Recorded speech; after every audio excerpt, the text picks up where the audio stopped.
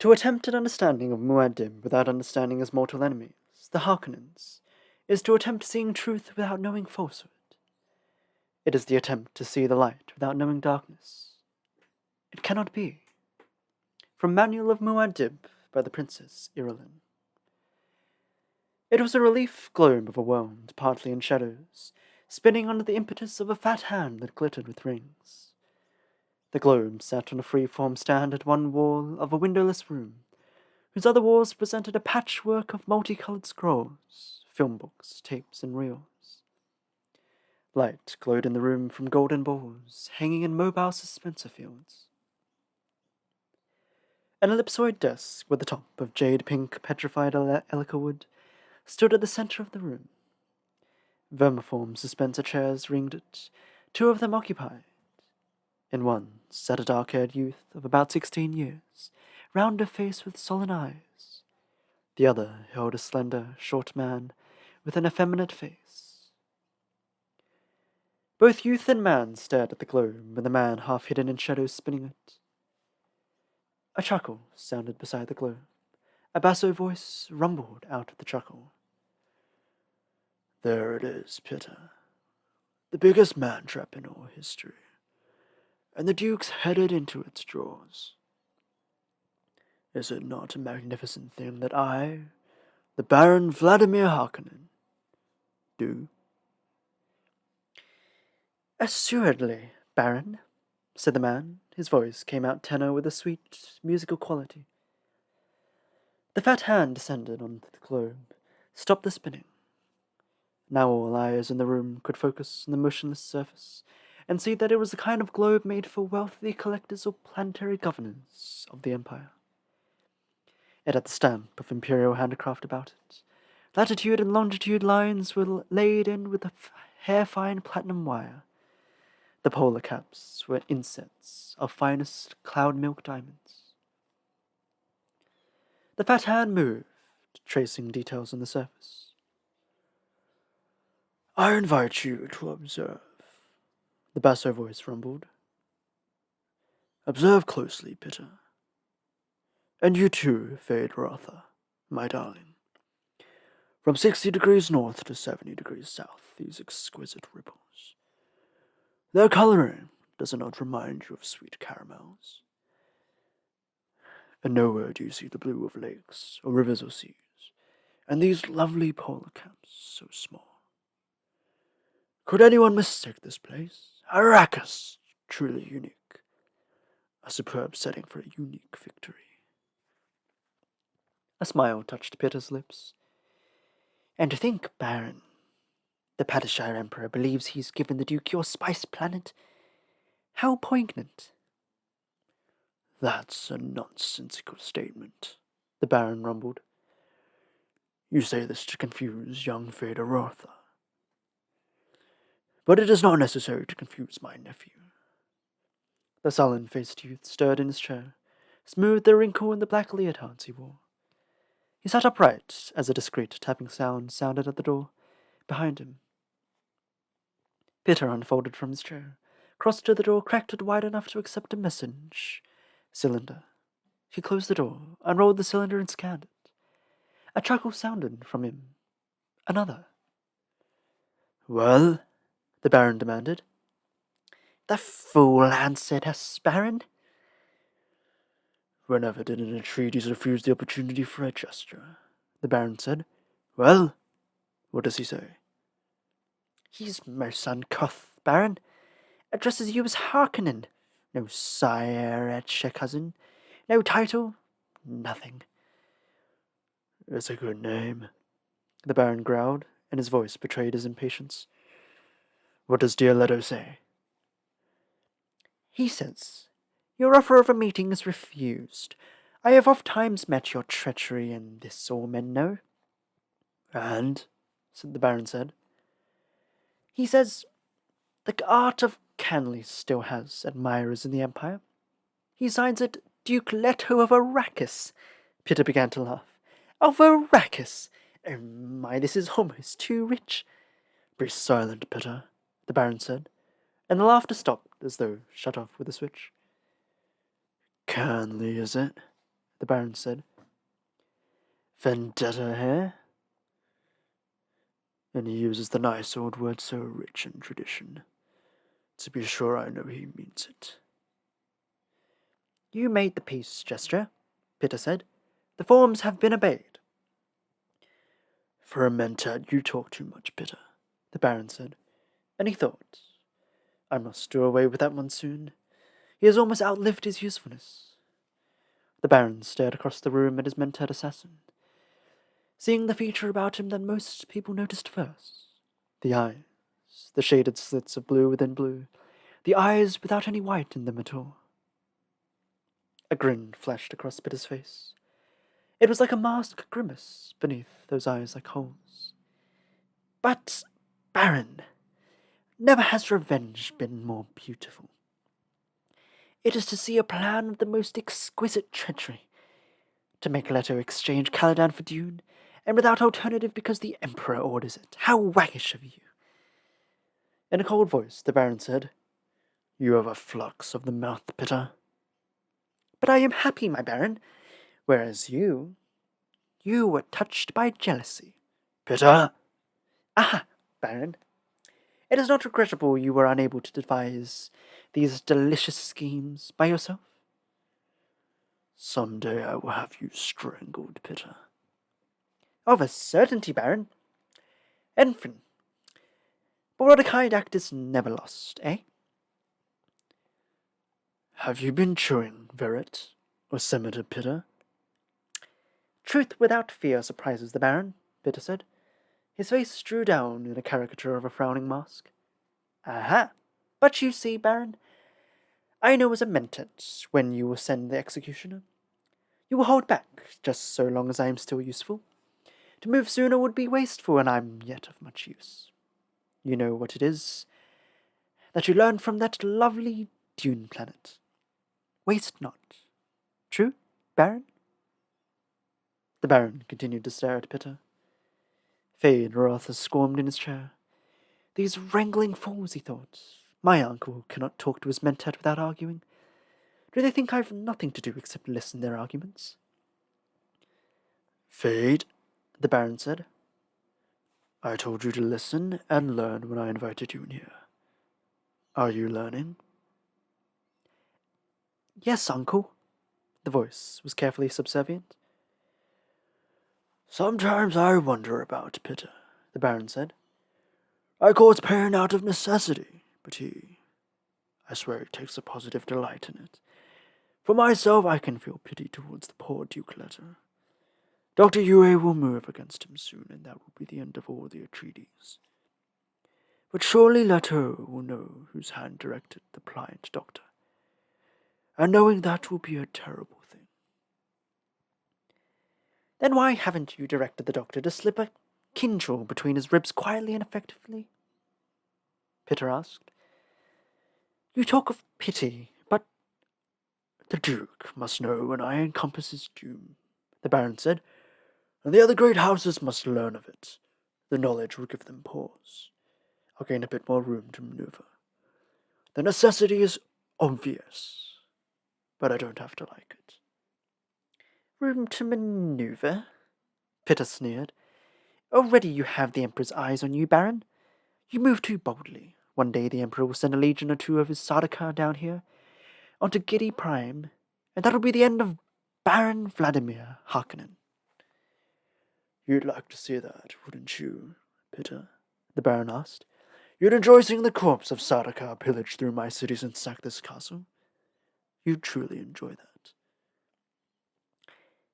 Does the Baron need to ask? Pitter whispered. You should have been a basher of the corpse, the Baron said. You're too interested in blood and pain. Perhaps I was too quick with my promise of the spoils of Arrakis. Pitter took 5 curiously mincing steps into the room, stopped directly behind Fade Rotha. There was a tight air of tension in the room, and the youth looked up at Pitter with a worried frown. Do not toy with Pitter, Baron, Pitter said. You promised me the Lady Jessica. You promised her to me. For what, Pitter? The Baron asked. For pain. Pitter stared at him, dragging out the silence. Feydrother moved his suspensor chair to one side and said, Uncle, do I have to stay? You said you'd... My darling, Feydrother grows impatient, the Baron said. He moved within the shadows beside the globe. Patience, Fade. And he turned his attention back to the mentat. Of the Dukeling, the child poor, my dear Pitter. The trap will bring him to you, Baron, Pitter muttered. That's not my question, the Baron said. You recall that you predicted the Bene Gesserit witch would bear a daughter to the Duke. You were wrong, eh, mentat? I am not often wrong, Baron, Pitter said, and for the first time there was fear in his voice. Give me that. I'm not often wrong. And you know those Bene Gesserit, bear mostly daughters. Even the Emperor's consort had produced only females. Uncle, said Feydrother, you said there's something important here for me to... Listen to my nephew, the Baron said. He aspires to rule my barony, yet he cannot rule himself.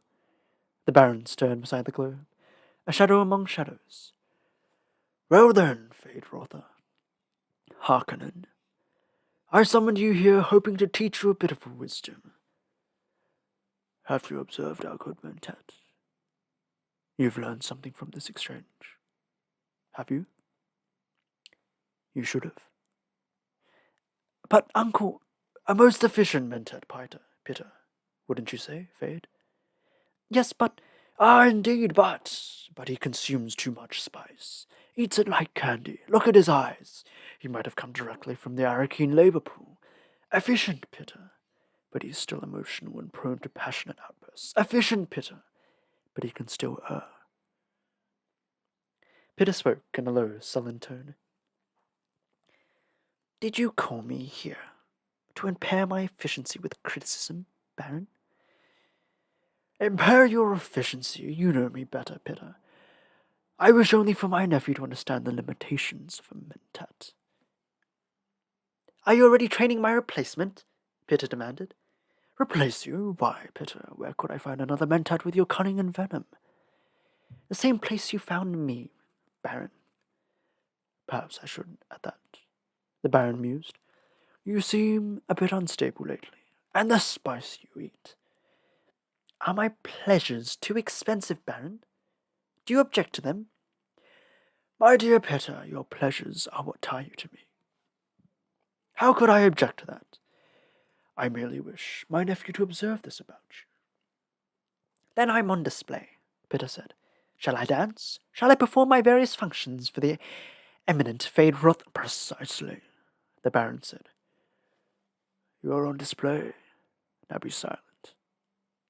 He glanced at Feydrother, noting his nephew's lips, the full and pouting look of them, the Harkonnen genetic marker, now twisted slightly in amusement.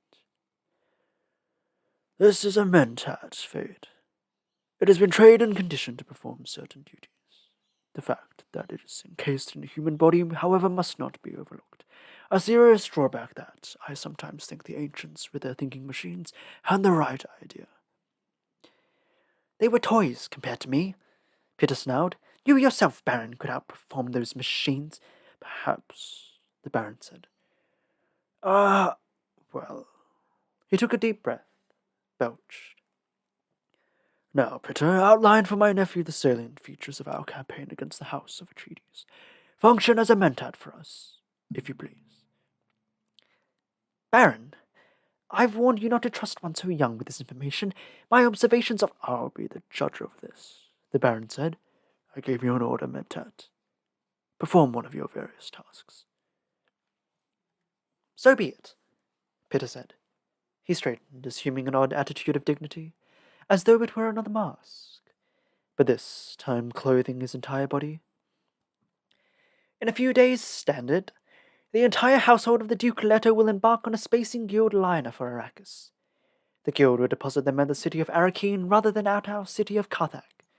The Duke's mentat, Thufir, will have concluded rightly that Arakeen is easier to defend. Listen carefully, Fade, the Baron said. Observe the plans within plans within plans. Feyd-Rother nodded, thinking. This is more like it. The old monster is letting me in on secrets things at last. He must really mean for me to be his heir. There are several tangential possibilities, Pitter said. I indicate the House Atreides will go to Arrakis. We must not, however, ignore the possibility the Duke has contracted with the Guild to remove him to a place of safety outside the system. Others, in like circumstances, have become renegade houses, taking family atomics and shields and fleeing beyond the Imperium. The Duke's a too proud a man for that, the Baron said. It is a possibility, Pitter said. The ultimate effect for us would be the same, however. No, it would not, the Baron growled. I must have him dead and his line ended. That's the high probability, Pitter said. There are certain preparations that indicate when a house is going to renegade. The Duke appears to be doing none of those things. So, the Baron sighed. Get on with it, Pitter. At Harrakeen, Pitter said, the Duke and his family will occupy the residency, lately the home of Count and Lady Fenring. The ambassador to the smugglers? The Baron chuckled. Ambassador to what? Feyd-Rother asked. Your uncle makes a joke, Pitter said. He calls Count Fenring ambassador to the smugglers, indicating the Emperor's interest in smuggling operations on Arrakis. Feyd-Rother turned a puzzled stare at his uncle. Why? Don't be dense, Fade, the Baron snapped. As long as the Guild remains effectively outside the Imperial control, how could it be otherwise? How else could spies and assassins move about? Feyd-Rother's mouth made a soundless. Oh. We've arranged diversions at the residency, Pitter said. There will be an attempt on the life of the Atreides heir, an attempt which could succeed. Pitter, the Baron rumbled. You indicated. I indicated accidents can happen, Pitter said, and the attempt must appear valid. Ah, but the lad is such a sweet young body, the Baron said. Of course he's potentially more dangerous than the father, with that witch mother training him. A cursed woman. Ah, well, please continue, Pitter. Hawat will have divined that we have an agent planted on him, Pitter said. The obvious suspect is Dr. Yue, who is indeed our agent, but Hawat has investigated and found that our doctor is a Suk school graduate with Imperial conditioning, supposedly safe enough to administer even to the Emperor. Great store is set on Imperial conditioning. It's assumed that ultimate conditioning cannot be removed without killing the subject. However, as someone once observed, given the right lever, you can move a planet. We found the lever that moved the doctor. How? Feyd-Rother asked. He found this a fascinating subject. Everyone knew you couldn't subvert Imperial conditioning. Another time, the Baron said. Continue, Pitter. In place of Yue, Pitter said, we'll drag a most interesting suspect across Hawat's path. The very audacity of this subject will recommend her to Hawat's attention. Her? Feyd-Rother asked. The Lady Jessica herself, the Baron said. Is it not sublime? Pitter asked. Hawat's mind will be so filled with this prospect it will impair his function as a mentat. He may even try to kill her. Pitter frowned. Then, but I don't think he'll be able to carry it off. You don't want him to, eh? The Baron asked. Don't distract me, Pitter said. What Howard's occupied with the Lady Jessica would devote him with uprisings in a few garrison towns, and the like. These will be put down. The Duke must believe he's gaining a measure of security.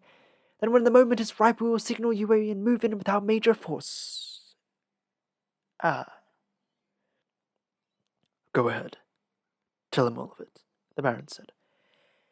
We'll move in with strengthened by 2 legions of Sardaukar disguised in Harkonnen livery. Sardaukar, Feyd-Rother breathed.